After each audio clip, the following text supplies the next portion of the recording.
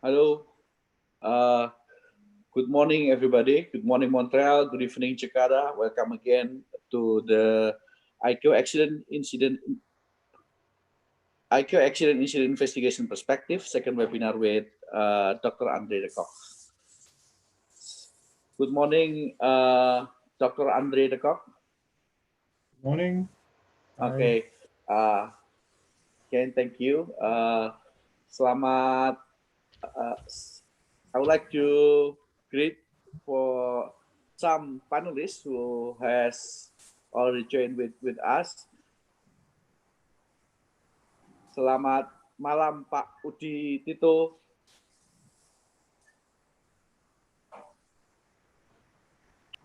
Selamat malam. Selamat malam Mbak Zena. Oke, terima Selamat kasih. malam Mbak Zena. Oke. Selamat malam Pak Cahyo. Selamat pagi Pak Zena. Oke, terima kasih. And also some other panelists. Selamat malam Pak Wisnu Daryono, Pak Tevi, and others. Today, we are going to continue our second session's ICAO role of the aircraft accident incident investigations with the topic review on ICAO Annex document and circular related to the aircraft accident incident investigations. There will be some review to the many documents which is mentioned in this slide. We are going to have these discussions within 2 hours. But before, I'm going to invite the CSS for presenting the rules of these discussions. CSS, the meeting is yours. Good night, ladies and gentlemen. I wanted to tell you about the policies and procedure on this webinar. For optimal viewing, access the webinar using a computer with a high-speed internet connection and audio speakers. If you attend the webinar by only using the phone option, there will be insufficient data while you attend our webinar. Make sure that every participant device on mute mode, their microphone upon entry our webinar. We will give some participant time to take some discussion with the panelists by asking some question. All participants can put their question in Q&A column. CSS will provide the panelist contact information after the webinar end. CSS will send the webinar material and certificate of participant by email after the webinar end. Aturan dan prosedur. Untuk hasil yang optimal, akses webinar dengan menggunakan komputer dengan kecepatan internet yang tinggi dan audio speaker yang baik. Jika Anda memilih opsi untuk menggunakan smartphone, dikhawatirkan penggunaan data yang dibutuhkan tidak mencukupi selama kegiatan webinar berlangsung. Dimohon agar perangkat setiap partisipan berada pada mode diam ketika masuk ke dalam webinar kami. Kami akan memberikan partisipan waktu untuk dapat berdiskusi dengan panelis. Bagi seluruh partisipan yang ingin mengajukan pertanyaan, dapat memasukkan pertanyaan di kolom Q&A. CSAS akan memberikan kontak informasi panelis setelah kegiatan webinar selesai. CSAS akan mengirimkan materi webinar beserta sertifikat peserta melalui email masing-masing peserta setelah webinar selesai. Tersebut adalah peraturan dan prosedur dari webinar ini. Terima kasih untuk seluruh peserta yang telah hadir tepat waktu. Saya kembalikan kepada moderator Dr. Akanjana. Thank you, Mbak Sheila. Terima kasih. Distinguished ladies and gentlemen, participants of this webinar, yesterday we have discussed many things about the ICAO conventions and also the Annex 13, and also there are some questions that we hope we are going to give Dr. Andre before you start presentations to give a resume of the previous questions that is not been analyzed yet. So in the beginning, like 5 to 10 minutes for the previous questions, the resume, and then you continue with the presentations of today's sessions. We are going to give you 1 hour for your whole presentations, and the meeting is yours. Please, Dr. Andre, the meeting is yours. Okay. Good morning, afternoon, and evening. I'm talking to people on the other side of the world again, so it's good to be back here this morning. What I want to do is I want to just take you back to one of the points that I didn't get quick enough yesterday. So I just want to recap on that, and then I'll go into the actual presentation. So let me share the screen first. There we are. Let's just see if it comes up. And I guess you'll be able to see my screen now. So what I have at the moment is I wanted to point out that in the investigation of the accident, the state need or may decide not to have a full-fledged Annex 13 investigation. It might have a lighter investigation, can I call it. And here in the annex, it's 5.4. It says the organization conduct of the investigation, the responsibility of the state conducting the investigation, and the state that conducts the investigation could be 2 points. It could be the state of occurrence, which do their own investigation, or it could be a state where the investigation is delegated to, and that state would be the state conducting the investigation. But in this case, we say that the state of occurrence. So the state of occurrence, which is conducting the investigation,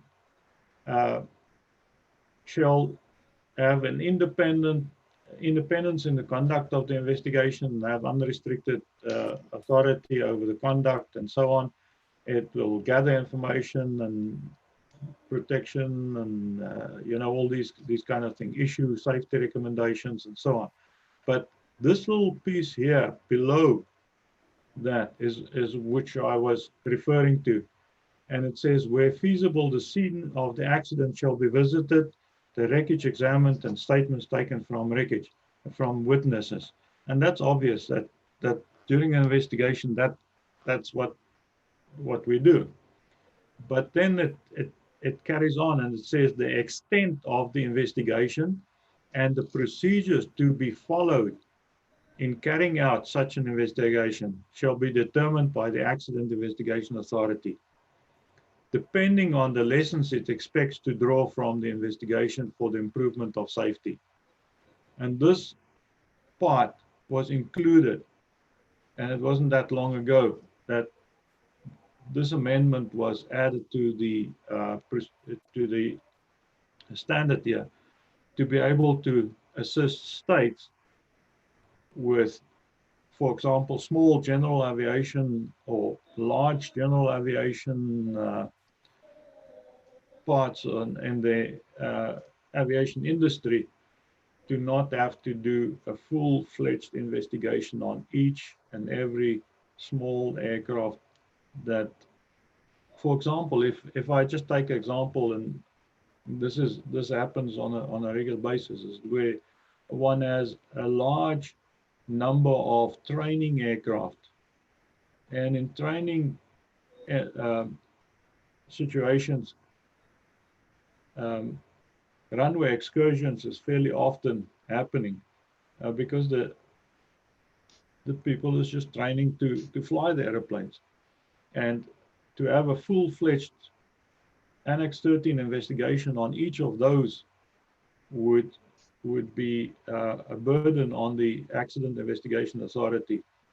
The same with the agricultural guys. When agricultural airplanes they impact telephone wires or power wires or so on a regular basis, it's just purely because of the way that they have to operate. And so this little piece was added into the annex to be able to assist states with large general aviation contingents in their industry, to be able to not have to do that kind of investigations all the time. So that's just a little touch to it. Let me switch over to the actual guidance. The presentation of today. What I proposed was to have a presentation on all the guidance material that's available to support Annex 13. So if we go back to the Annex, we'll find that the Annex has got the structure of the Annex is the first part is obviously a foreword. Then we have the definition.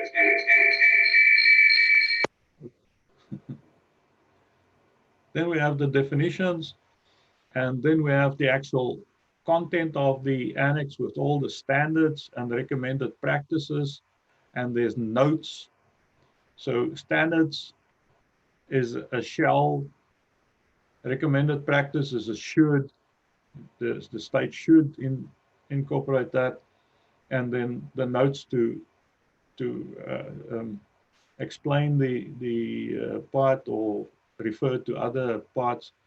And then we have a part which is towards the end of the Annex, which refer to appendices. Appendices is a expansion of the standard. So what's in the standard is explained in the appendice, but it's also applicable as a standard. And then the last part of the Annex is the attachments, which is guidance material. So in the Annex, you will find some guidance material. But then we also have guidance material in terms of documents. And there's a set of documents for guidance on Annex 13 provisions. When I talk about provisions, I talk about standards and recommended practices and all the others that's in the Annex. So let's go. Yes, the first one that we have is the Manual of Aircraft Accident and Incident Investigation. This is our main guidance material. It consists of 4 different parts. It used to be one document, and it was a huge document. Back in the 90s and back that time, when I just started as an investigator, I read that manual, and that gave me a huge amount of information to assist me to get into accident investigations. Now we've split it into 4 parts. The first part is the organization and planning. So that's a part which assists states to organize and plan their accident investigation authority and to have it ready for when an accident happened. Then part 2 is procedures and checklists, which is the procedures to follow, a checklist for accident investigations. And I'll touch on to each one of these as we go along. Part 3 is the investigation itself, and that's a huge document. It's a thick document that covers the practice of investigation. And then the last part 4 is reporting, and I had 2014 in there. That was when it was last amended, but we've just a few weeks, I guess, maybe a month or 2 ago, released on the ICAO net the latest amendment to this manual. So let me before I go into there, let me just touch on to some of these. This is, I'll just open it up here on the side, and then I'll be able to show you. This is the manual on aircraft accident investigation. This is what the manual looks like for organization and planning. And it was revised, and you'll see that there's a revision date of 2018. And it goes through all the different steps of the Aircraft Accident Investigation Authority, the legislation, the funding, all those kind of things, planning the investigation, and the notification and actions at the accident site. So that's kind of getting the accident investigation authority ready to do investigations up to the point where they arrive on the accident site, and what do we do on the accident site, and rescue operations and security and all those kind of things is for part 1. Part 2 deals with, let me just get it to a little bit better, deals with the procedures and checklists. So what this manual was developed for is to assist states to develop their procedures and to develop checklists to do an investigation. Now you'll notice here that it starts off by the investigation mandate, the size and scope of investigation. So we either have major accident investigations or we have smaller investigations. And there's a little bit of a discussion on that. And then the investigation responsibilities, meaning the responsibilities of investigator in charge, people supporting, and advisors and accredited representatives and all these assistants to it. Then there's the major accident investigations itself and a process on that. And then there's a discussion on smaller investigations, and there's a lot of appendices giving even a flow chart. And if I quickly scan down, it gives you even a flow chart on the management system. So the events flow chart to be able to investigate a large aircraft accident or major aircraft accident. Part 3 is the manual of investigation, is the investigation part itself. And I'll just scan very quickly to some of it, and you'll see that there's maintenance investigation, helicopter investigation, there's investigation of human factors. This is the practice of investigation, broken up into its different aspects. There's investigation of explosive sabotage, there's investigation of systems, design issues, and so on.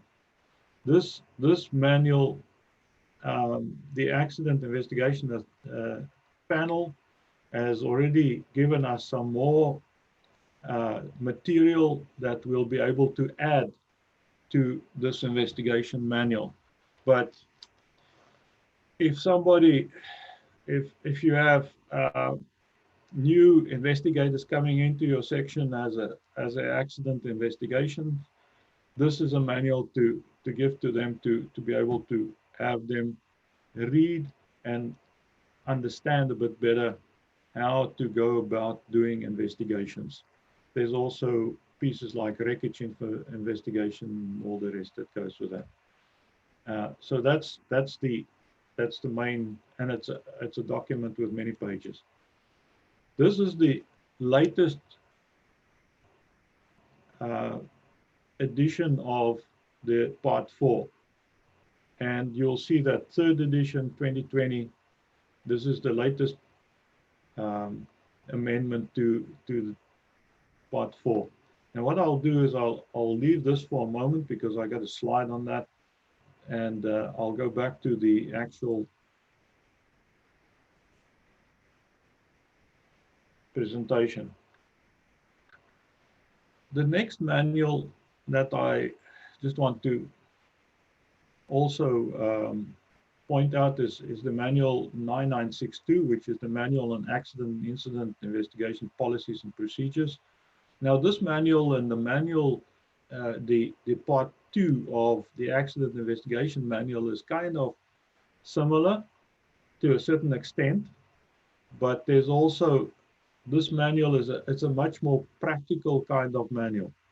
And in the new version is included the Model Aircraft Accident Incident Investigation Act. So for those states that's busy either developing the act and regulations or revising the act and regulations, this manual provides you with basic points on the act and the regulations. And remember, this is not a copy paste. You have to apply it to your state and the legislation systems of your state.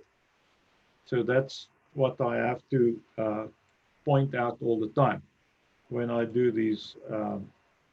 And so now that's it there. The manual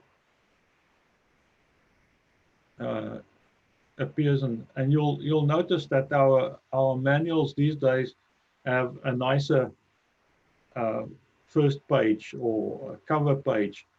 It used to be just blue, and now these days our communication people put nice pictures on it and so on, so it looks a bit better.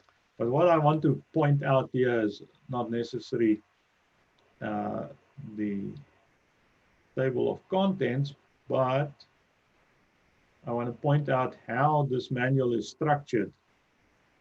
And if you do revise your manual, your policies and procedures manual, have a look at this.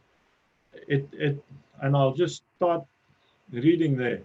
This manual contains the, and then in brackets, Accident Investigation Authority. It means put your Accident Investigation Authority's name in there. Policies and procedures for investigation and so on.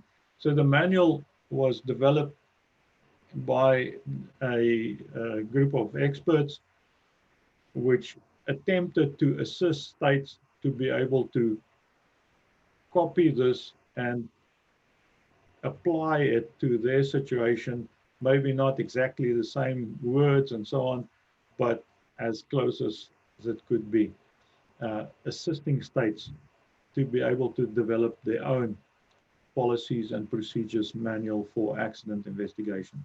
And you'll see there's notes, and that note there, for example, is a note that says, gives some details on whether how this manual can be used, and some of those information might be added or may be left behind also. But it's just purely, it's guidance material for states to be able to develop their own manuals.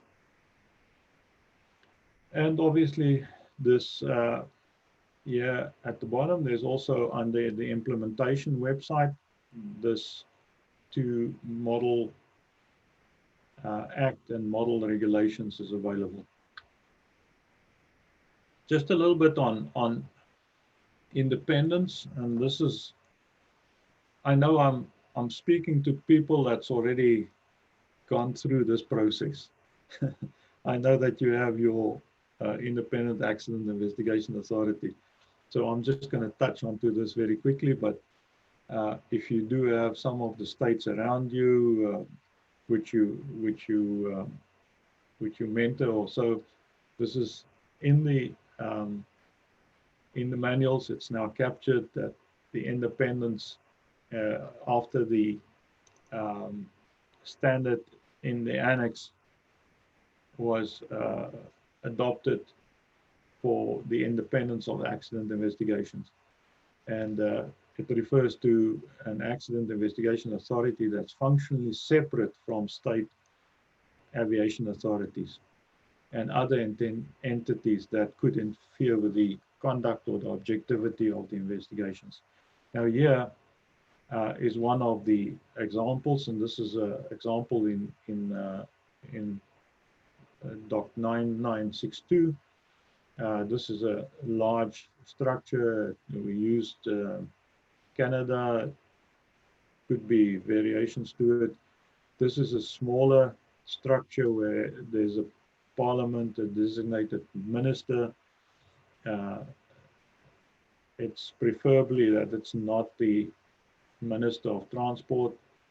And then there's a commission or a chief investigator, and obviously it needs to be, that person needs to be supported by corporate services. And then there's the different investigators and in different aspects of investigation. And then there's the third model, which is not an ideal arrangement, and that is when the state do not have independent accident investigation authority. So where and we see it still happening today, and hopefully in the years to come it'll disappear out of our system, where a commission is appointed after the investigation, after the accident, excuse me, to do the investigation, and they then appoint or second people from the Civil Aviation Authority to do this investigation. Now, the problem with this is that you can just imagine if you're the operations inspector and you had just a week ago inspected that operation, and now you have to be the investigator to investigate the operation. That puts you into a very difficult situation. So that's why it's really not an ideal arrangement. And then covering part 4, I just want to touch on to what's new in part 4.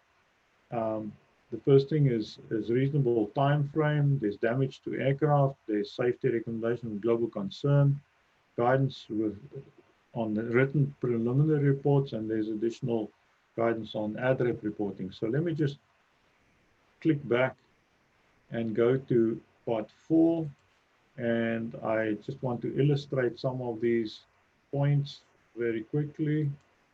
For example, if I go to page 14, we have the, oh, I'll have to open up this and make it larger.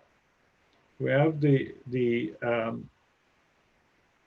in Annex 6, Annex 13, 6.6.1, which if a state conducting the investigation does not make the final report or interim statements publicly available within a reasonable time frame, other states participating in investigation are entitled to request in writing from the state conducting the investigation express consent to release the statement containing safety issues and so on.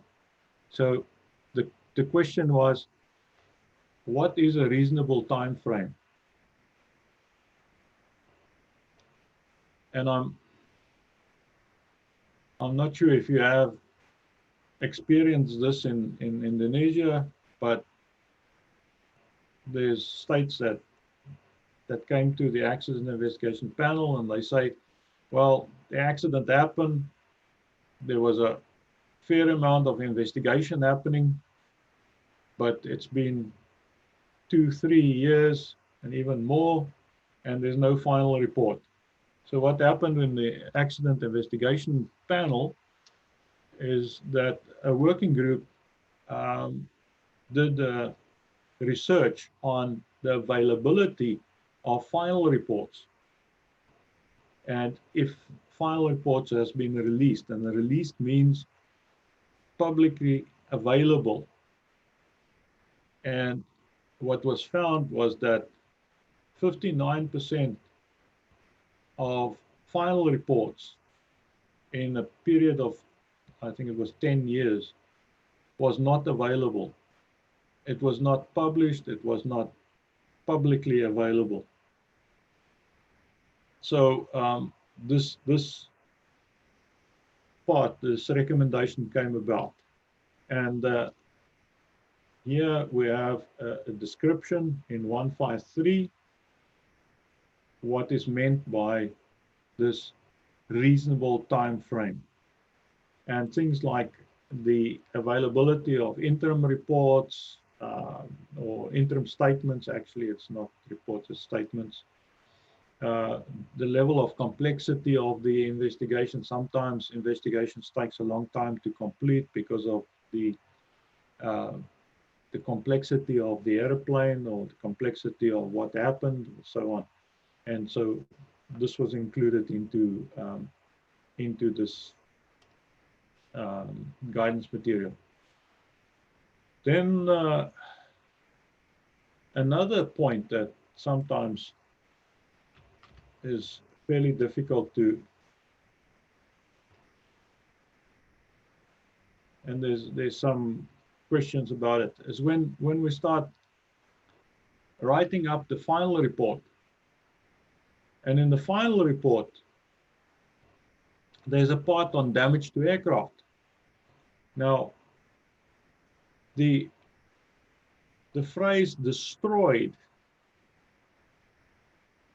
some of the accident investigation panelists came up and said, well, we find that we say the airplane was destroyed, but then a few years later, that airplane or that airplane serial number and so on comes up as an accident, in an accident again. And so what was destroyed then? And so the group of, there's a working group that formed up this, and they made examples of damages that merit the classification of destroyed. So this is an assistance to be able to understand when you write it up as either destroyed or substantially damaged. And here's some things like most of the parts are damaged and need to be replaced or repaired. There's keel beam damage exceeding the structural repair manual. And for example, here's an interesting one. Aircraft is submerged in salt water for 24 hours or longer.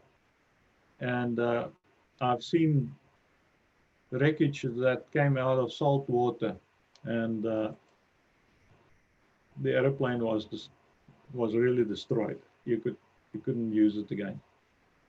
Then the other one that's kind of new, and we've added this into the guidance material, is a discussion on the safety recommendation of global concern. And here's a group of criteria for what the difference is between a safety recommendation and a safety recommendation of global concern. And that is now added into this, and I'm not going to go into a lot of details of that. Another point that came up about was, so if the state wants to release a written preliminary report within 30 days, because you have two things. You have the notification when the accident happened. 30 days later, there's a preliminary report, but it's an ADREP report, it's a data report. But many states, when there's a major accident, is required by, and it's public demand and so on, to provide a written preliminary report. So the guidance material didn't add this in. Here it is now. It's included the written preliminary report, a little bit of guidance on that, which basically say, write it as close as you can related to the final report, but leave out the last bits.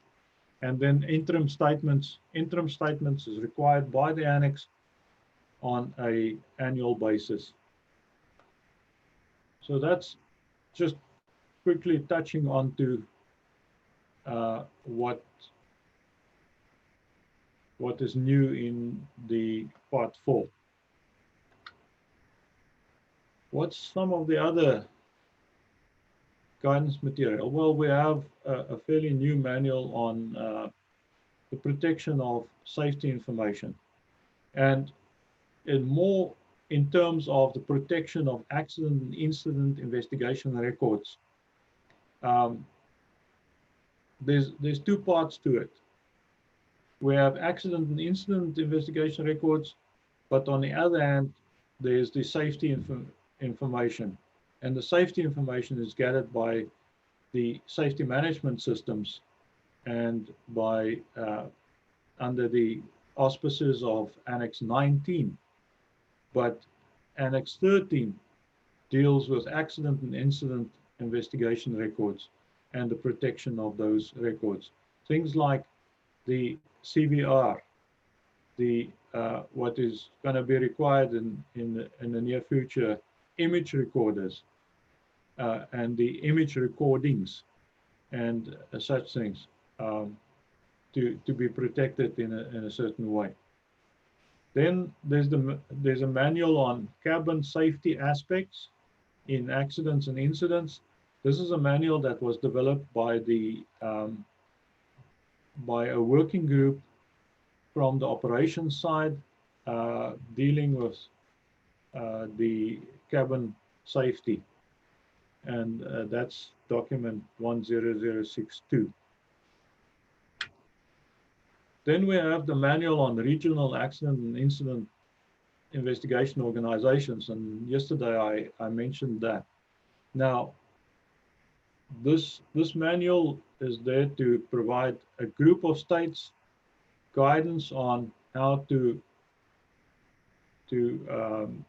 structure and how to establish an investigation organization in their region. Now, I'm not sure how Indonesia, in your region, if you have any plans to do this. I refer to the latest one, which was the group of states in South America. Actually, they called it a cooperation mechanism. They didn't call it a investigation organization. And during the assembly last year, there was a working paper, and I believe we'll start looking at amending this manual to incorporate some of the other ideas.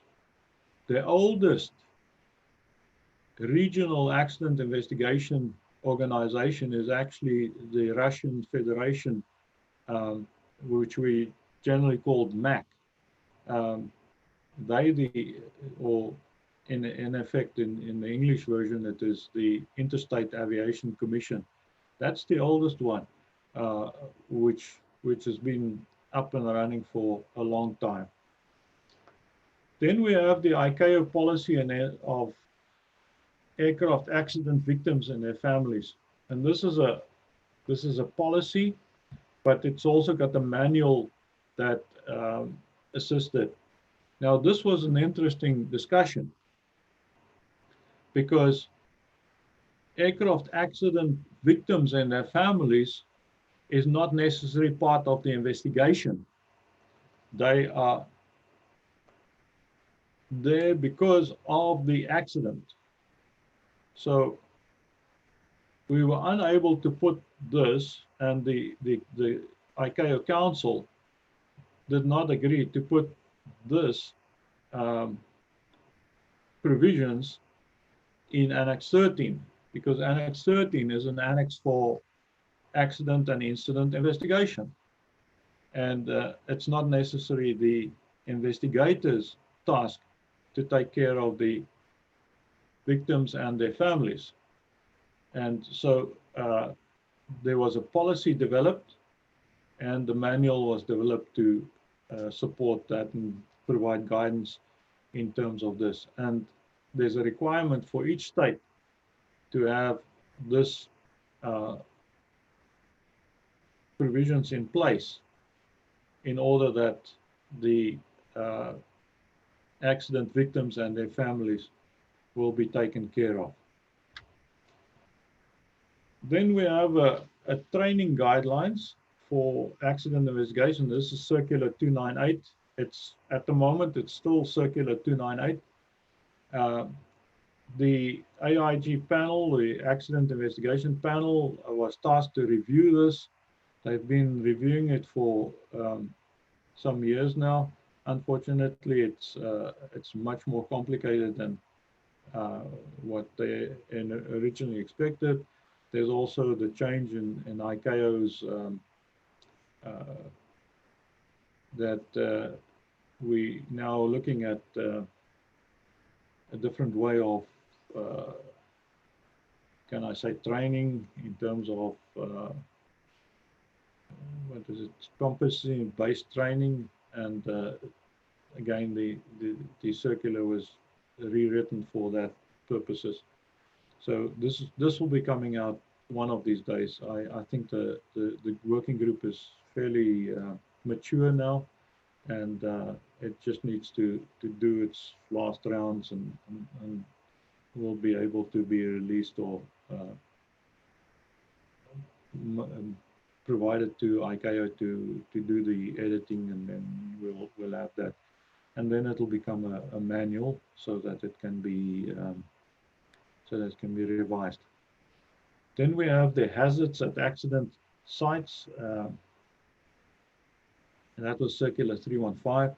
Now this circular is again a circular at a certain time at a certain date, but this circular is there to assist with the managing of the accident site in terms of the hazards available or that's on the accident site, and it depends on the site itself and what's happened there. Some of the new things that's come about is the ballistic parachute systems. If that ballistic parachute system wasn't triggered during the accident or the incident, or so, it might be a huge danger to either the first responders or the accident investigators, and there needs to be specific guidance on that. There's also extreme conditions and so on.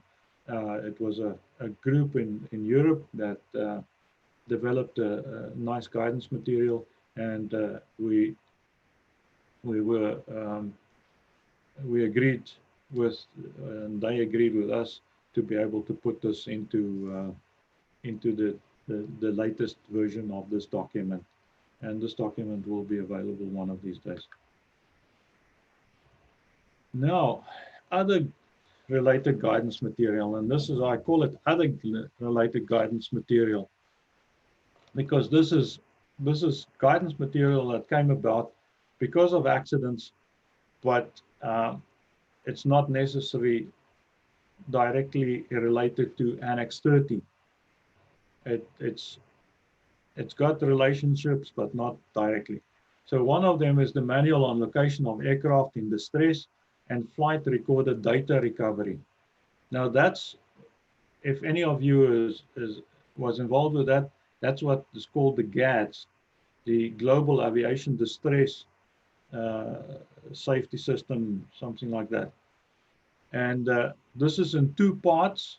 On the one part, it is the location of the aircraft in distress, which is those that that the operator needs to know where the airplane is within every 15 minutes. But there's also, if the airplane goes into a distress situation, that the information be transmitted in a 1 minute intervals. And these days, the technology is even better than that. But then secondly, that the flight recorder data recovery needs to be in a timely fashion. And this is where the mention is of either one or the other. It's either the flight data needs to be transmitted, or alternatively, there'll be a deployable flight recorder. And we don't know what the technology is going to bring us in the next few years. Might be even better than that. And then the flight recorder maintenance manual, that's a manual for setting up a flight recorder maintenance workshop and so on facility in a state. And that just became available on the ICAO net. What are we busy developing? Well, the one manual is the manual on UAS. So the manual has been developed. Unfortunately, the provisions for the UAS investigation was laid back for a moment because of other developments in Annex 8 and Annex 6.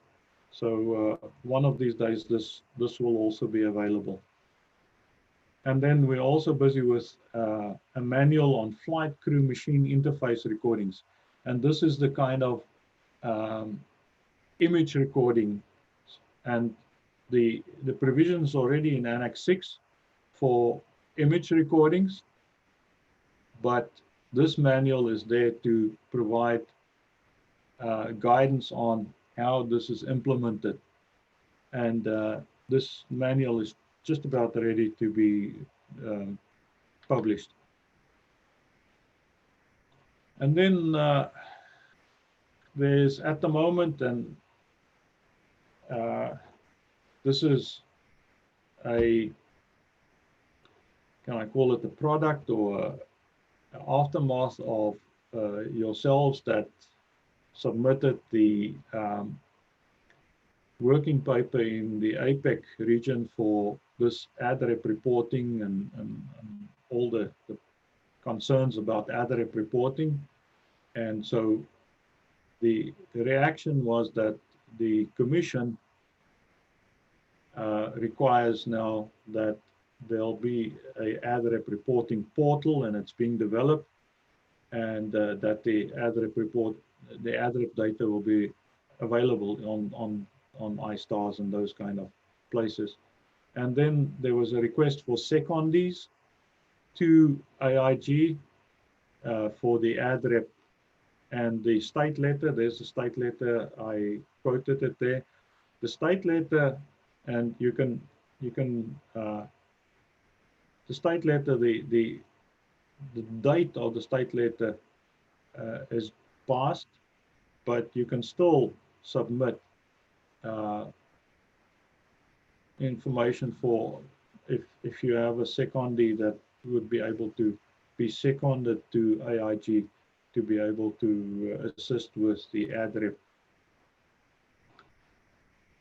And that is it. Thank you very much. I open to questions. And I'll stop sharing. Okay. Thank you very much for a very technical presentations, Dr. Andre. And now, and also thank you very much for mentioning for our progress during the ADREP working paper. It's also quite challenging for the Indonesia for facing the issues of the incident investigations. So now I'm going to invite Dr. Suryanto Cahyono, Chairman of Indonesia NTSG, to give comments and probably response to Dr. Andre presentations. Pak Suryanto, the meeting is yours, Pak. Silakan. Oke, terima kasih. Good night, good morning, everybody. I like to have some comment on the procedure especially on accident side. I think it's very important that before the investigator go to the accident site, they have to ask the airline about passenger manifest and the cargo manifest. What kind of cargo they bring at that flight? Because there are many experience like accident in near Amsterdam 747, because they never know about the type of the cargo at that accident. Just after a few years, they knew that the aircraft is at the time is the cargo is radioactive materials. So it is affecting to the people around there, and also to the some investigator, because they go to the site of the accident site. So also that we have a good experience, but on the ship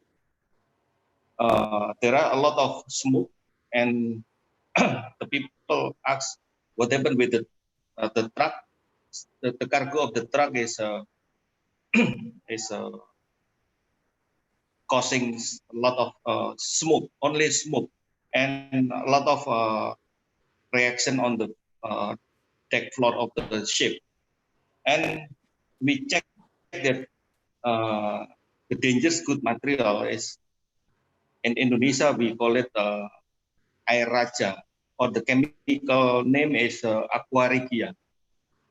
If they put the name as aqua regia, we can find on the list of the danger good list. This is a very exit material, strong exit, because they put a name is in local name aqua regia is mean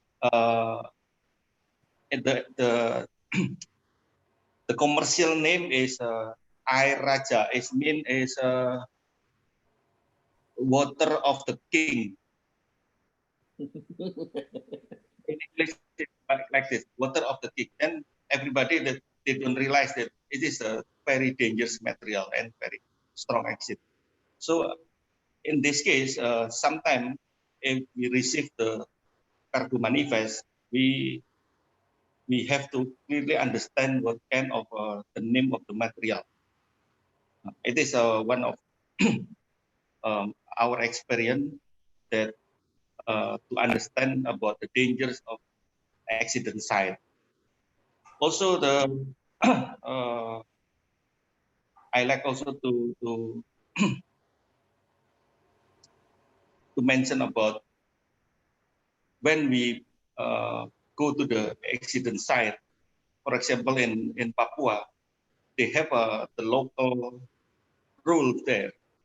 Sometimes before we entering to the accident site, the people there will require uh, some food, some anything that they want to ask to us before entering that area. It is sometimes it's very difficult to comply with the requirement. I think that's why the policy and procedures, it should be customized about the regulation, local regulation, something like that. Also, we have some problem with the data in Indonesia. Until now, our act is all information about accident is prohibited to use in a justice, or we we they cannot use in to get the trial for the liability or judicial trial like that. But in this case, for example, like AirAsia, the friends asked to Indonesia that uh, the justice there is asked about the data, especially the CPR. According to Indonesian Act, it is prohibited to open the the CPR data to the public. But in France, they need to to open the CPR in in the court.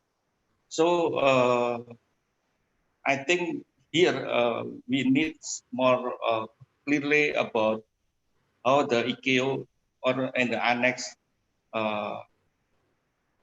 make some guidance for us, because in this case we don't have uh, enough guidance to to deal with kind of things. I think it is my comment about some procedure in the Annex 13. Thank you very much. Thank you, Pak Suryanto. A very challenging response. And the next, I'm going to invite Pak Udi Tito Priyatna from DGCA Indonesia. Pak Udi Tito, the meeting is yours, Pak. Yeah, thank you very much, Pak Avensena. Hello, Andre. Thank you for your presentation. It's very good presentations. Actually, I've not enough the technical background for the investigations, but some areas more interesting to me. For example, I just learned about the ICAO document 9756 about the Part 3 investigations. Just to have the question, my opinion, when we conduct the about the responsibility rescue, search and rescue, and responsibility for the investigations. Sometimes when accident happens, the search and rescue go to the site of the locations. It is a part of as part of investigations, or is part of search and rescue. So which one the process is belonging of the search and rescue, or which one the process is part of the investigation? Because there are sometimes the for example, when searching the person, injured persons, or sometimes they also to find the wreckage, they save the wreckage, also the flight recorder and others. So who is the main responsibilities? The state. Maybe you have the guidance for the another country. Also, I just to learn about the investigations, when they kind of the investigation that there are any human factor investigations, there are aircraft performance investigations, also they have a wreckage investigation, many investigations. But I just to make it clear, when we need to judge or we need to decide what is the investigation we need to conduct, because sometimes we know what the happen when the investigation already done. For example, there are accidents. We have the plan, but when we see the plan, we found that this is related for the human factor or related with the aircraft performance. So that we need first have the previous informations to divine the kind of the investigation before we conduct the investigations. This is about the Part 3 about the investigations. The other just very interesting in the same document in the Part 4 is related for the definition of the aircraft destroyed. It's very important. In our side, as the aviation authority, when we for example, when we register the aircraft, the new the used aircraft from the other country, and they apply for the airworthiness, we just concern about the, for example, the major record. We're not concerned that the aircraft is after damage or after destroy. Actually, we're not concerned. We just follow the record of the aircraft, that the aircraft have maybe the major repair, and then the major repair has been approved by the previous state of registers, and then we can accept it is in accordance with that the aircraft is confirmed to design and safe for flight. So actually, the inspector in field not consider that the aircraft is maybe already have destroyed, damage in the big accident. So I think that the ICAO proposed some identifications, not only publish the aircraft serial number, proposed in the physically that the aircraft should be identified that they already have the major damage or major damage for the aircraft. This is about the Part 4. Also, it's very interesting. Also, in the about the another document is I believe this document is 9998. It's about the IQ policy, aircraft accident victim of their families. Yes, we have the good experience, man. You know, the public when the accident happened, the public doesn't know that the investigation authority only not to the blaming or others. The investigation authority just only to find the to conduct the preventions accident prevention, but the public don't know that. They want to hear who is the blaming, who is the responsible for the accident. So if the document is published and then we follow, I'm not really read this document, but I think it is handle also how to handle the public, manage the public. So sometimes we have the many questions for the public if the accident happened. They want to immediately know who is responsible for the accident. So this is that's my opinion about this your presentation. Thank you very much, Pak Sena. Thank you. Thank you very much, Pak Uditito Priyatna. And for the third respondent, I'm inviting Captain Nur Cahyo Utomo. Pak Nur Cahyo. Okay, Pak Nur Cahyo, for your response, everything is yours. Okay, thank you. And good morning, Andre, and good morning, Montreal. Good evening, everyone in Indonesia. Thank you for the presentation, Andre, and refresh me about these ICAO documents and circulars. Here, I would like to, I think the presentation was quite heavy for non-investigation background because it's very detailed of the investigation. So here I would like to share about our experience and how we tried to comply to these ICAO documents. I'm not saying that we 100% comply to these documents, but we try to, I would like to share to the audience how we in the Indonesian NTSC try to comply with these documents. At first, I would like to start with the ICAO document 9962 about the manual of policy and procedures, investigation policy and procedures. At the beginning on 2007, we made the manual refer to these documents. We end up with about 340 pages of manuals. However, during the ICAO USOAP audit in 2014, the auditor said that our manual was just table of contents. It need to be described in more detail. It's end up that today we have 11 manuals described in detail about how to conduct investigation, conduct major investigation, how to conduct interviews, safety and accident site, etc. So we have 11 manuals. We also refer to the ICAO Doc 9756 Part 1, Part 4 to complete our manuals.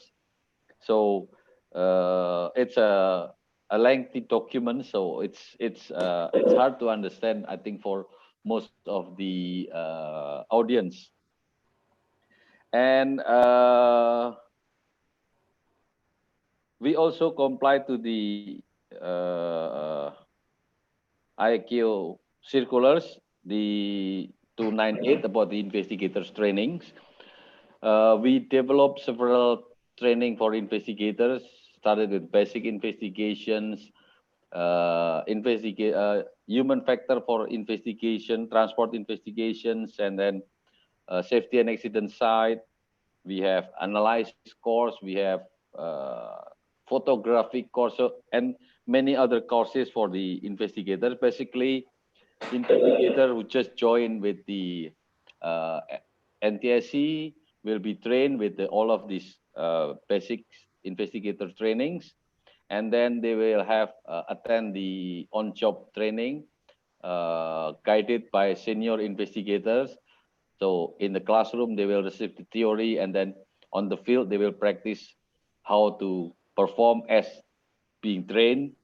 And then after the senior investigation accepted that the investigator has been able to do the job, then we partially will start to release the investigator to the job. Let's say once they have to go to the field, so they need to be able to use the proper personal protective equipments, able to identify the evidence, how to collect the evidence. So they think if it's agreed, then the senior investigator said like he's approved. But maybe the candidate has not approved to conduct interview. So the next time interview will be, it need required further guidance for interview. So things like that until the investigator uh, able to perform their job, then they can do the job. Also, the circular 315 about the hazard on the accident site. We have a special training for this of identifying the hazard, how to use the proper PPE. And I want to share the note that about the investigating in extreme and challenging environment. So in Indonesia, we do not have snow or a very cold weather, but we do have a lot of mountains. So we need, as you mentioned, where visible, the accident site should be visited. So we need to come to the accident site where it's possible to be visited. The longest walk that I did was 18 hours walk to the top of the mountains. I think it was around 8,800 feet. So from the nearest village, I have to walk for about 18 hours, stay overnight in the jungle, and then, but then that's the challenge of how we try to comply with this ICAO Annex. So to be able to do this job and to keep the investigators physically fit, we have a Tuesday evening jogging exercise. So every Tuesday, all investigator, we have a jogging exercise in front of our office because our office is close to a big park, the Monas. So every Tuesday we have jogging together in Monas to keep our investigator physically fit, so be able to visit the accident site if it's need to a long walk. And we also have the like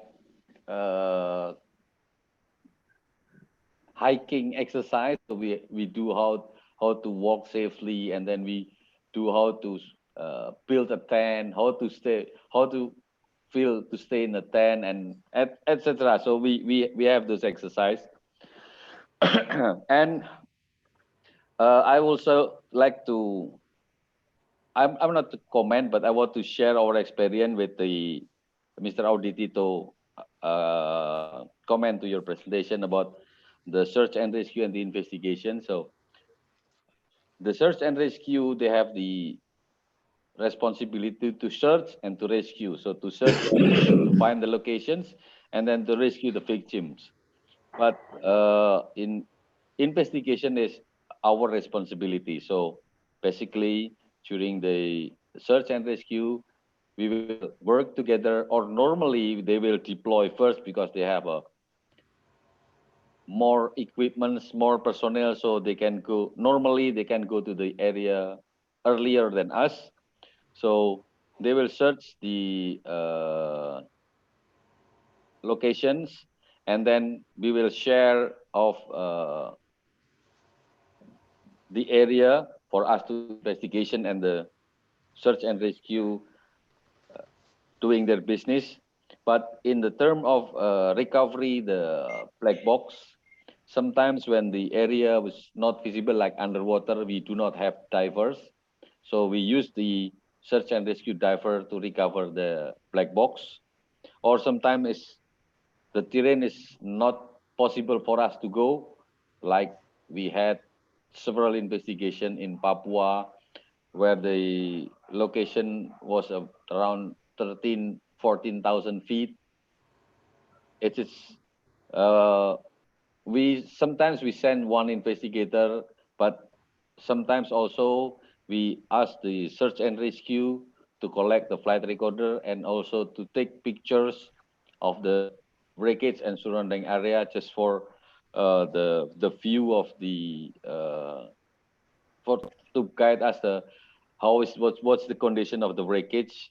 But before they go, normally we will have a briefing. What is the look like of the black box? What is possibility if it's been burned? What is possibility if it's destroyed of because of the impact? And where is location on the aircraft? So that thing we normally we have a briefing to the search and rescue personnel, so they will know the area to search, what it looks like to find the black box.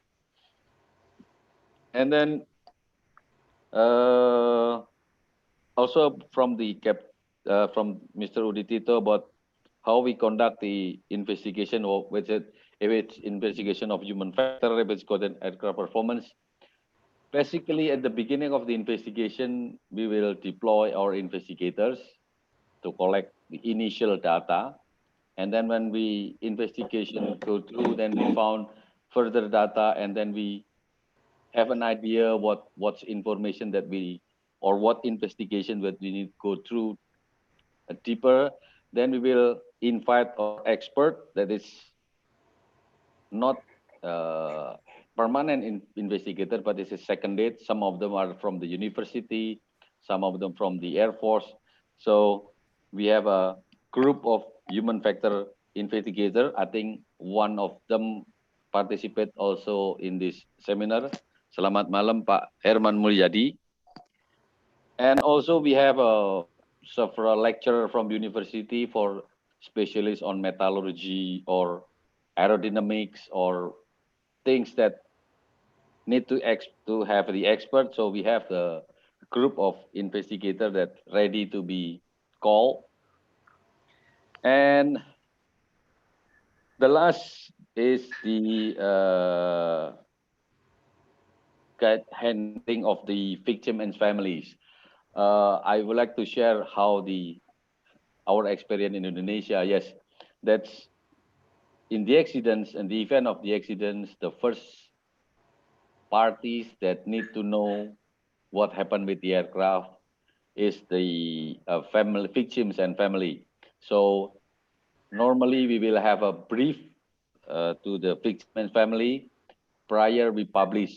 So I will like to take the example of the 737 MAX investigations.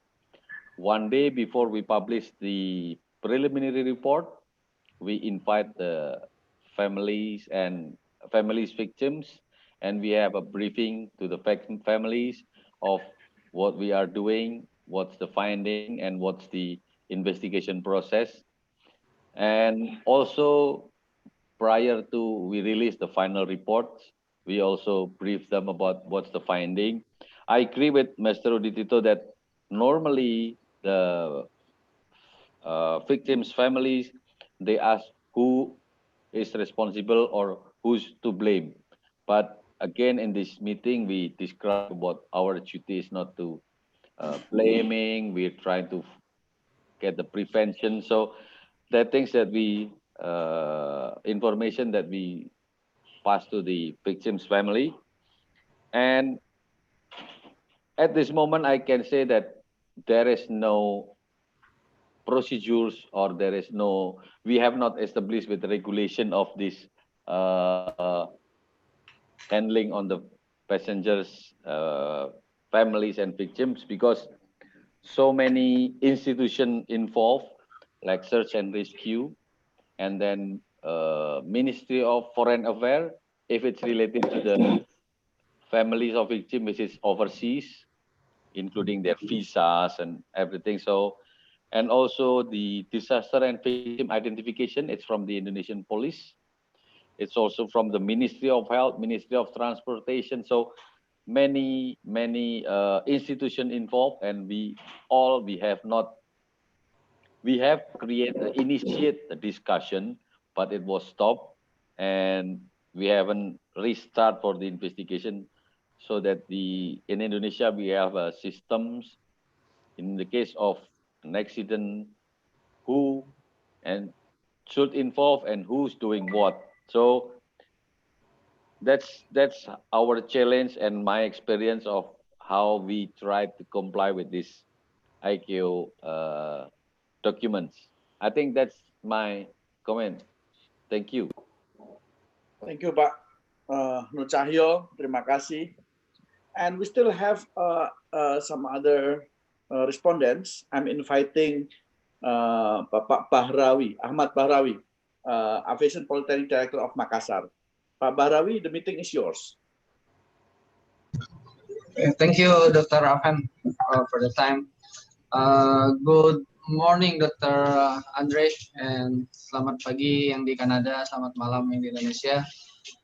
It is really nice to present this meeting, to this webinar, and especially having presentation from Dr. Andre Kok about the ICAO's role in aircraft accident and incident investigations, especially about Annex 13 aircraft investigation.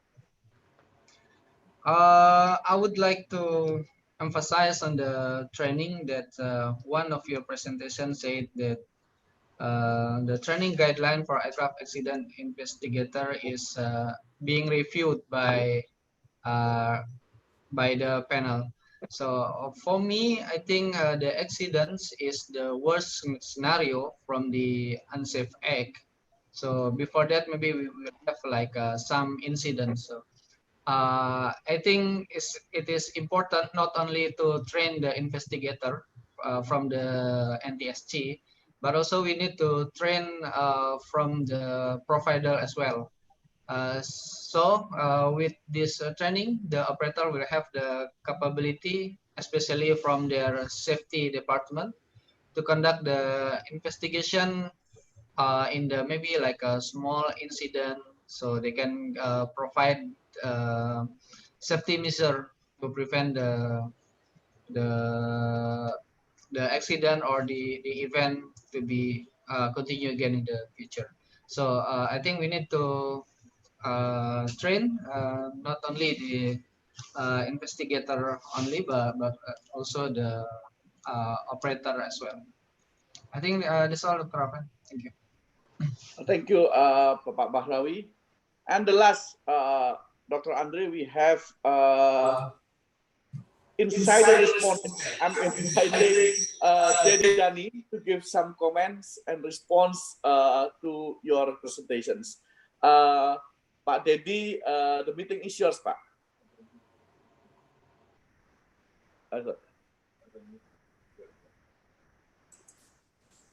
Oke. Terima kasih, Pak Afen.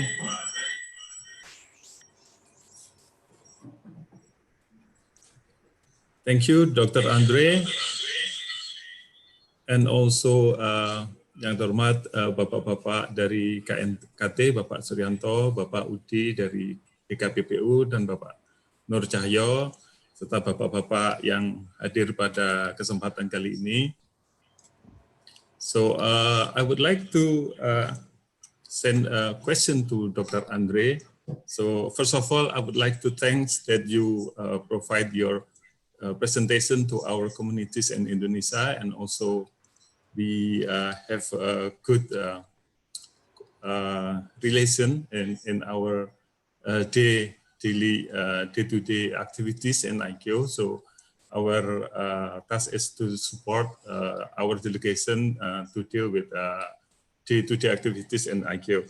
So I have a question regarding this presentation, Dr. Andre, that you know very well that Indonesia has a large country that has so many and a lot of aircraft operation domestically and internationally, and so many aircraft transit and passing through the Indonesian territory.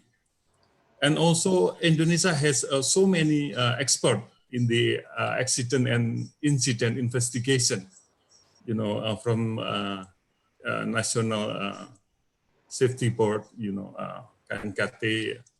So I think they have qualified and also has valid experience in dealing with this accident and incident of the aircraft. My question is, how can Indonesia provide this representative to be part of the ICAO accident and incident investigation panel in ICAO, so that we can contribute more to participate in this activity in ICAO in order to support the activities and also to increase the profile of Indonesia in ICAO. Hopefully that we can support more. And the second question is, you mentioned in the last presentation that there will be opportunity for second D in your office or in your section. How can Indonesia send the potential and qualified candidate to be part of your second D in ICAO headquarters? So I think these two questions will be much appreciated if you can provide the answer. Thank you very much, Dr. Andre, and thank you, Dr. Aven. Okay. Thank you, Pak Dedi. Dr. Andre, I give you some times to give some resume to respond all of the respondent questions. And also I want to mention you that we have several questions, more than 12 questions in question and answer column that you may mention of you if or probably we can offer to the participant who give the answer, also give the answer by email. You may mention it also. So Dr. Andre, the meeting is yours. We'll give you like 30 minutes to respond to all of the questions and response. Thank you. Okay, thank you for coming back. I don't think I'm going to take 30 minutes, but I will take a little while to work through some of the answers. Somehow or other yesterday, when I logged out or when I left the meeting, I lost all the question and answers. So I would ask the administrator of the webinar to send me that question answers. I think they can send it on a spreadsheet or something like that with the people's email addresses. Then I can answer these 11 questions by email, and that would be more practical, I guess. I'll see. Maybe I can pick up some of them, but anyway, that's just a practical arrangement. Okay, so let's get down to all the answers in the order that it was asked. The first question was related to the cargo manifest and dangerous goods and the local names to it and so on. I do want to refer to the notification, chapter 4, and there's a specific requirement in the notification that the last point, and I'm referring to page 4-1, it says that the notification shall be in plain language and contain as much information as readily available, but its dispatch shall not be delayed to the lack of complete information. And point M says the presence and the description of dangerous goods on board the aircraft. So in the notification, the operator needs to provide information to the Accident Investigation Authority so that when they send out their notification to the different persons that needs to receive, or the accident investigation authorities that need to receive this notification that the information on the presence and the description of dangerous goods on board the aircraft is there. And that would then assist to pick up this concern about whether there's dangerous goods on the aircraft in the cargo. And that needs to be not only the name of the substance, but also a description of the substance. It needs to be included in the in this notification. Personal experience: we had one cargo aircraft that came down, and it had all kinds of. It even had viruses on it, and the moment we realized that, we stood away and had some experts to take care of that. And then obviously you have to have your protective equipment, your hazmat suit on to go back into that investigation.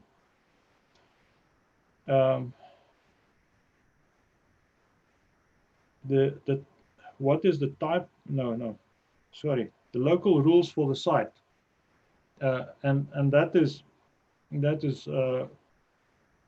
Dr. Suryanto actually kind of already answered it.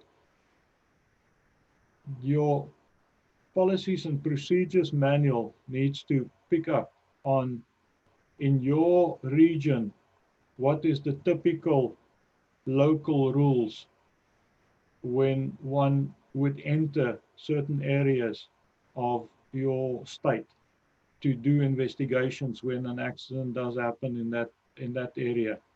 And as you said, certain of that communities out there, when you arrive there, there's certain,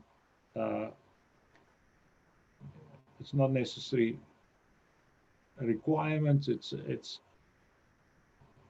them expecting you to have certain ways of addressing their concerns. And practical experience, I was out in South Africa in different rural areas, and you sometimes have to leave, or you have to work with the local people to be able to receive and to be able to understand their customs related to this aircraft accident that happened in their area. And sometimes one has to deal with whoever it is, the higher authority in that group, to be able to explain to them. But this basic idea, and it's not necessarily a huge description, but it needs to be captured in the policy and procedures manual, that this is a possibility that one will have to deal with local customs and local requirements for that area which one might be entering in. I know that there's also other concerns, spillage of fuel and those kind of things, and they're concerned about the agricultural land and all the rest. And actually, the accident investigation panel has got a group that's considering that exact concern. Then there was a question on the differences in legislation in states. Unfortunately, each state has their own regulations that's not always the same as the other state. And so states are sovereign, and we have to understand that. And each state has its own legislation. Some of them is very close to each other. Some of them is much further differences between them. So there's a electronic filing of differences system in ICAO, and one can let me give you an example. If you have to exchange safety or accident and incident information between states, and you have a concern that that accident and incident information will not be protected the same as your rules, you will have to be able to negotiate with the other state and say, we do not want to provide you with this information because we know that in your state, this is not protected similar to our state. And then that needs to be a negotiation process and see how that can be resolved. But at the end of the day, each state is sovereign and one has to take care of that. There's not definite, I think there's somewhere in the guidance material, there is this mentioned, but at, up at the top of my head, I won't be able to refer it immediately. I'll have to go back and follow it up. Going to further question about the responsibility of search and rescue and the wreckage and the recovery of flight recorders and all that. I think Captain Utomo has explained that pretty well. What I can say from ICAO's point of view and the Accident Investigation Panel's point of view is that that this was a concern, especially in cases like, for example, the MH370, and there were some of the other accidents too, where the initial search and rescue happened, and then at what stage does it change from a search and rescue operation to an investigation operation? And that kind of changeover needs to be coordinated between these two organizations, the Search and Rescue Organization and the Accident Investigation Authority. And remember, Accident Investigation Authority, there needs to be the capturing of evidence from an early point of view. So the best time to actually have this coordination is actually before the accident happened. Now, when everybody is not stressed up, this is the time when you, in your state, have the opportunity to deal with Accident Investigation Authority in terms of search and rescue organizations, to be able to help each other understand where this changeover is going to take place. Then there's also I think it's in Annex 11, there's also a description on that changeover, because many times the search and rescue is also coordinated through the air traffic management system. And that's a coordination. The type of investigations, Captain Utomo gave a good explanation there. Generally what happens is that the investigation starts off, and early in the investigation, one realizes that maybe the aircraft is fine, maybe all the systems in the aircraft is working fine, maybe this is more of a human factors investigation.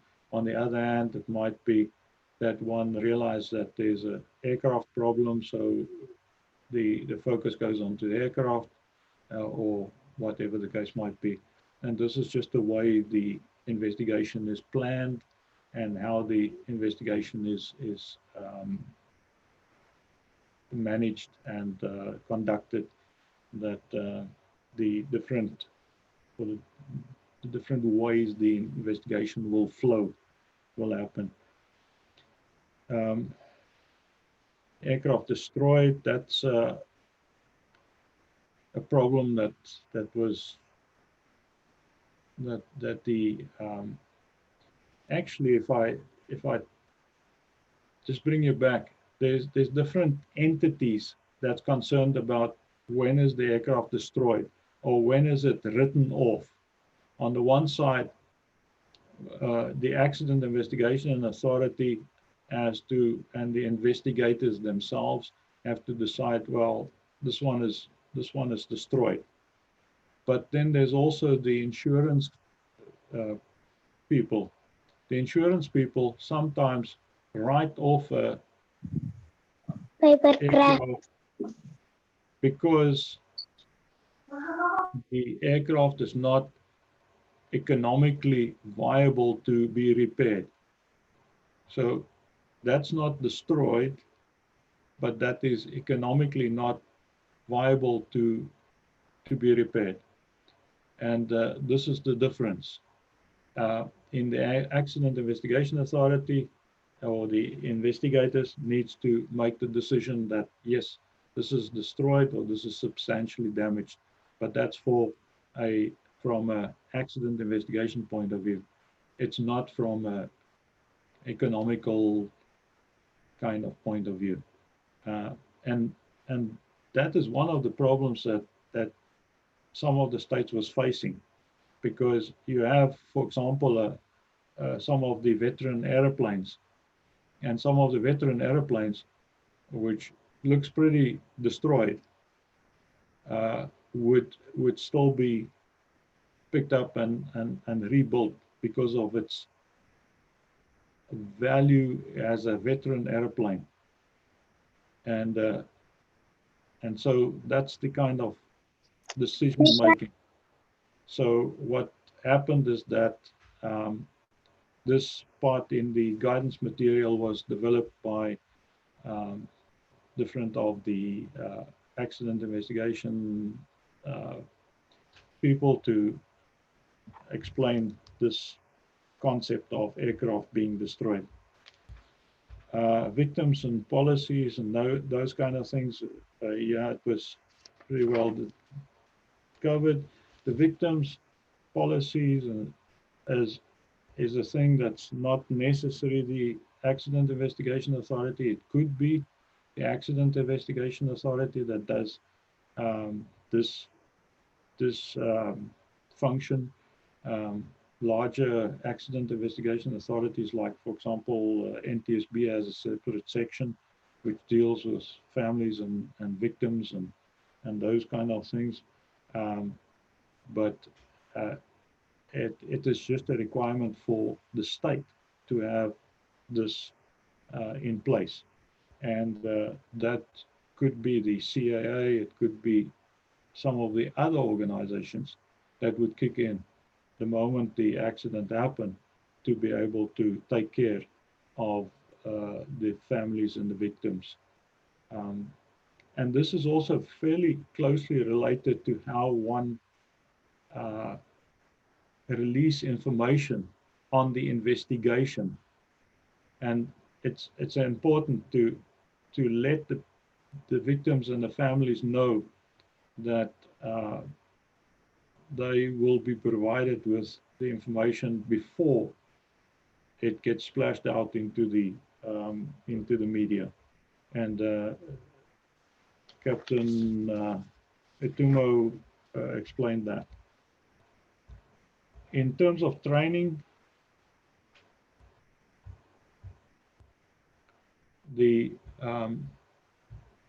yes, I understand that Accident Investigation Authority do train their investigators, but then what we also find is that, and I see that from different operators, that they would train their safety officers in terms of basic accident investigations, so that the safety officers understand the process of investigation. Because if the accident happened, the safety officers generally gets involved as either advisors or in other ways of providing information to the Accident Investigation Authority And they, if they have the understanding of the process, it makes life easier for both of them. The Accident Investigation Authority requesting the information and the safety officer providing the information. On the other hand, the safety officer also would probably be involved in lighter incident investigations under their safety management system. And the principles of investigation is the same, whether one do accident investigation in terms of Annex 13 or whether one do an incident investigation under the safety management principles. The principle of the investigation stays the same. The outcome of the investigation might even be similar, but that's the idea. Okay, and then the one question was, so how do Indonesia nominate somebody to be a member on the AIG panel? Well, there's a process where there's a letter that needs to be addressed from Indonesia nominating a certain person to the accident investigation panel to become a member. There's a process where, remember, I need to just clarify that the Accident Investigation Panel is a panel of the Air Navigation Commission. It's a panel of experts of the Air Navigation Commission. So this nomination will be provided to the President of the Air Navigation Commission, and he will spread it through the commission, and if everybody agrees, they would accept the nomination, and the person would then be able to serve on the accident investigation panel. That's the normal process for any panel of the Air Navigation Commission. The secondly, I referred to the state letter. Let me see if I can quickly. Anyway, it's on the last slide of the presentation that I gave. There's a state letter, and if you want to, I can. You send me an email. I'll send you the copy of the state letter, and that state letter provides the information on how to nominate a person to be considered as a secondee. ICAO has also got a certain process to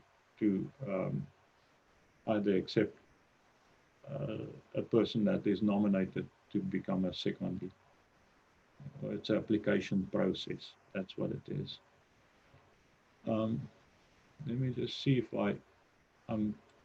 I'll just try and see if I can pick up some of the questions here.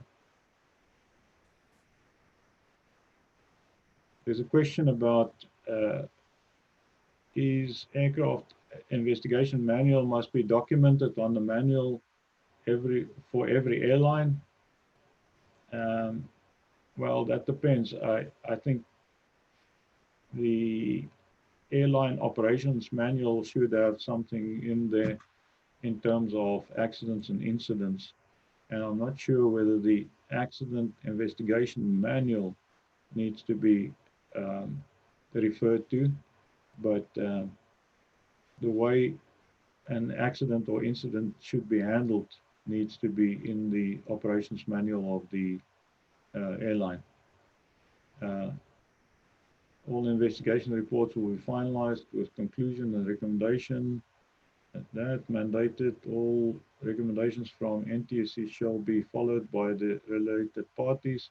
They all mandatories.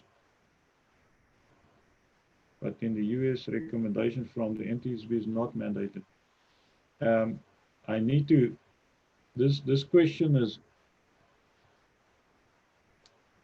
I need to point out that a safety recommendation from a final report is a recommendation. it's a proposal. And if one goes back to the definitions, safety recommendations cannot be mandatory if it's a proposal. It's a proposal for the safety or for the improvement of safety, and it could be accepted or it could be rejected. Another question, where feasible, the scene of the accident shall be visited, the wreckage examined, and statement taken from witnesses, the extent of the investigation, and so on, carrying out. My question is, what could be air carrier doing on accident investigation process, and what's the limitation? So the air carrier or the operator, okay, let's just go through the whole process. The state of the operator is one of the states that needs to be able to send a accredited representative. An accredited representative may bring along advisors. One of the advisors from the state of operator would be an advisor from the air carrier or from the operator. And that person or persons would be able to then assist during the investigation with information from the operator in terms of how do they do their operation. Another question, what if 30 days after the accident still try to collect all data? Is it mandatory to release a preliminary report? The requirement is to release a preliminary report, and that now I have to give you the differences, because this question relates to release a preliminary report. Is this a written preliminary report, or is it an ad-rep report? Because an ad-rep report is just an update,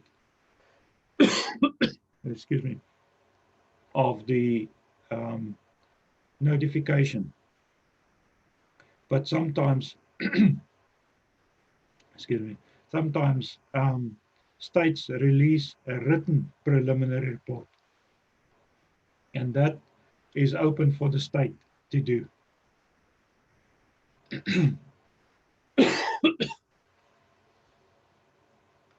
And the next one I can't understand. It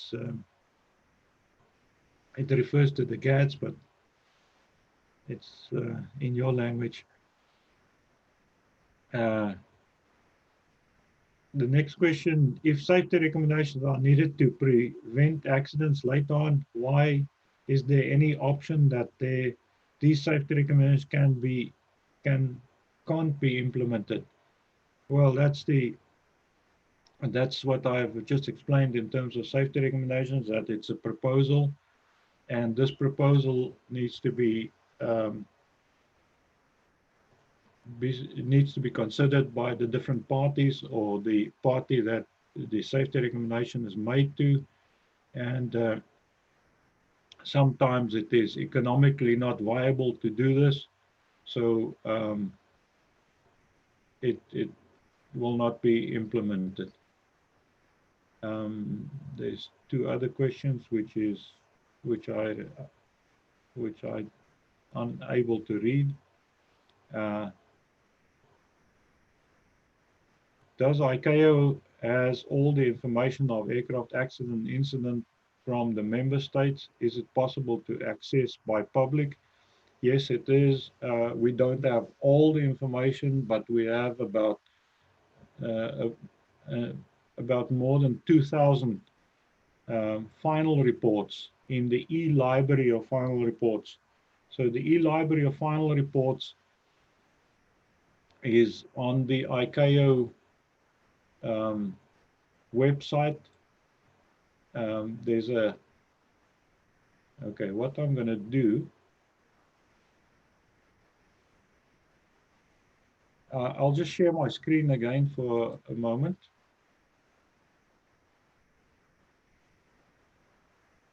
And I'll show you where this e-library of final reports is. So if you go to, let me just get there. No.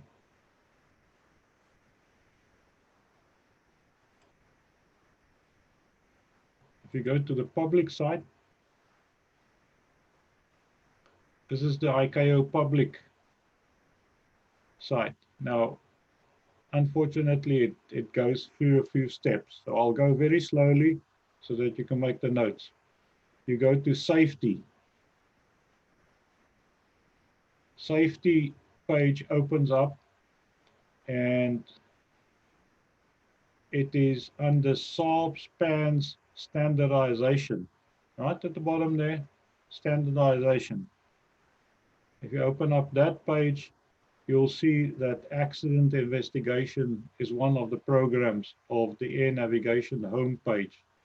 So if you go to accident investigation, this is the accident investigation web page. This is from our section.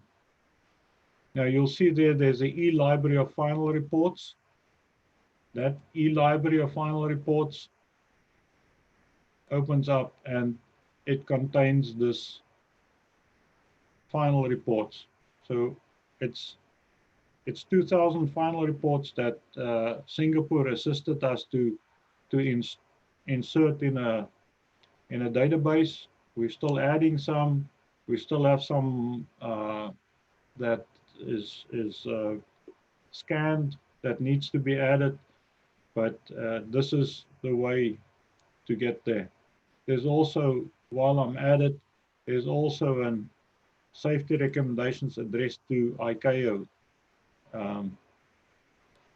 page, and there's also some safety recommendations of global concern. This one is still being developed. It's not that accurate yet.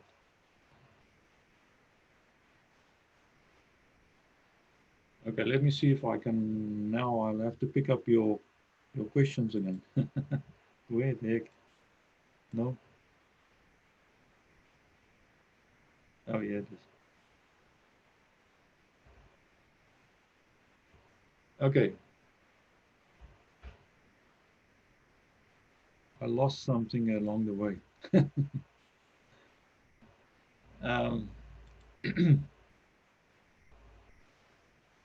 Let me just see, is there any others?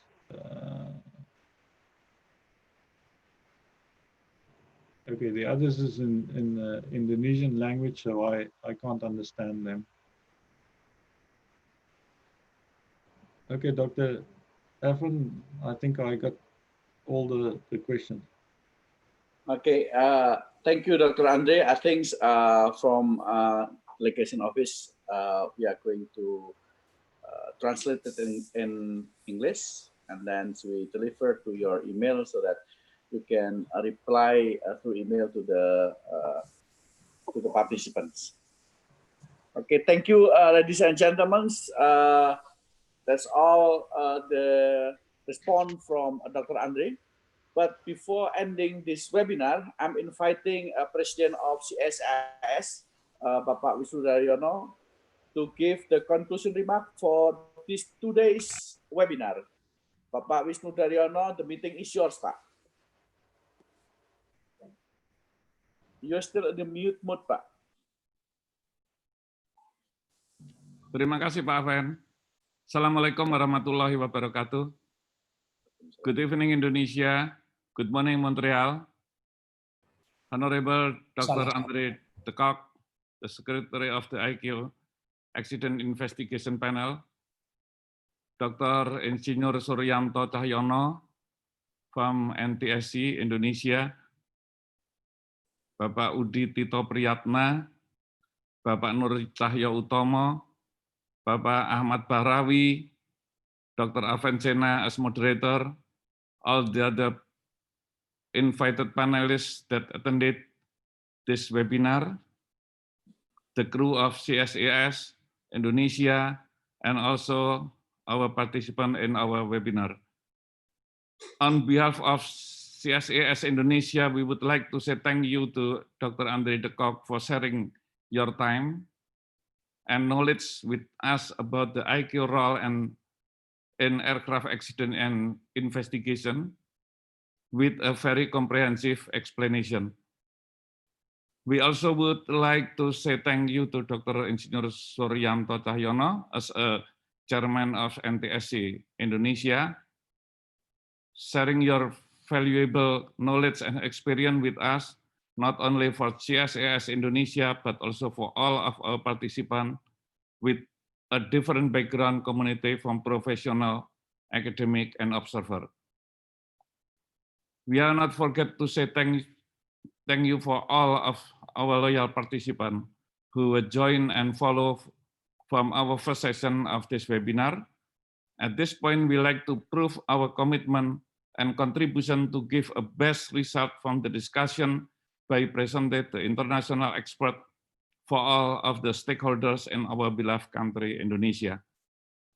All of this valuable knowledge need to be understood for a further development, so that our country are not only complete to ICAO's formal administrative requirement, but also have a competent and professional, reliable investigator in conducting an aviation accident and incident investigation. The highlight point that we need to understand about our discussion from yesterday are a good cooperation will solve many problems. For our first discussion related to the advanced aircraft technology, the investigator authority of the state should make a good collaboration with the manufacturer of the aircraft as the advisor, so it will make more easier to investigate, especially to handle the new aircraft system. Other problem sharing investigation in the region scale by make an agreement between states will be more helpful, especially for the cost of the investigation. The automatic float flight recorder already developed in some of manufacturer of aircraft. It will help the investigator authority to investigate when an accident of aircraft occur, especially when it happened in the sea. Some problem about the definition of serious incident still cannot be understood easily by many states. According to this matter, ICAO should take an action to give more explanation to disseminate this information. ICAO can make a workshop or another action so this problem can be done as soon as possible. In the end, we hope that this discussion will benefit us, which ultimately will improve the safety of civil aviation. Thank you, Pak Moderator. Selamat malam. Terima kasih Pak Wisnu Daryono for the conclusion remarks. Ladies and gentlemen, distinguished participants, by the end of the conclusion remark, it's been the end of this webinar. Again, thank you for Dr. Andre de Kock, Dr. Suryanto, Pak Uditito, Pak Nur Cahyo, Pak Bahrawi, and all of the participants for today. Thank you very much, and may see you again in the next webinar presented by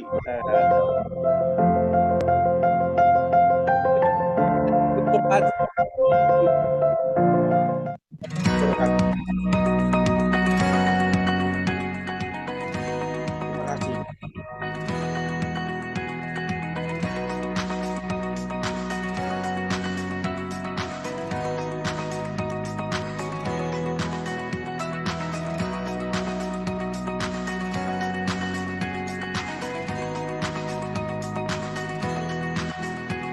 Selamat malam, assalamualaikum.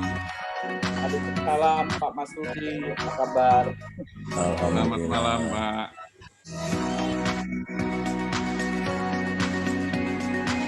Pak Leonardo, selamat malam. Selamat malam, Pak.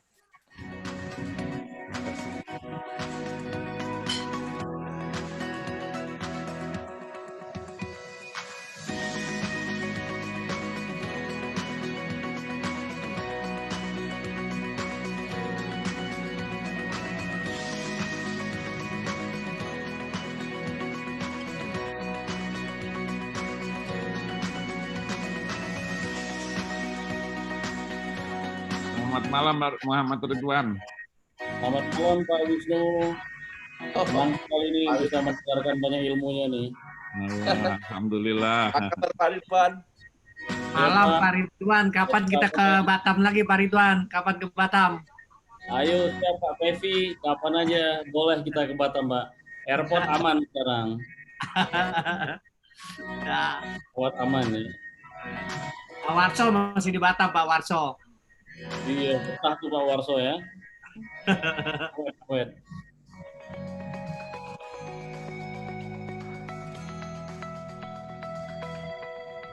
Pak Andre, do you have any plan to come to Indonesia?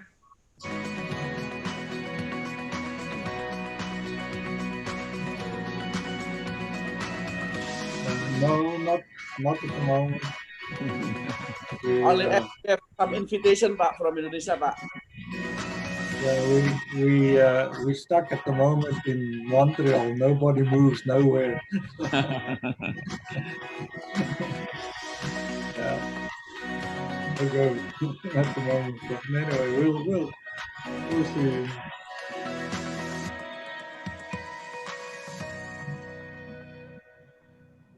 Okay.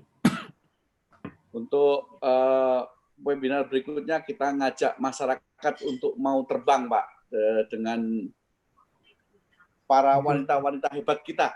Kira-kira gitu. Harus itu Pak, biar nggak pada takut terbang. Sebenarnya aman ya, pesawat aman, airport aman, insya Allah Pak. Gitu. Okay.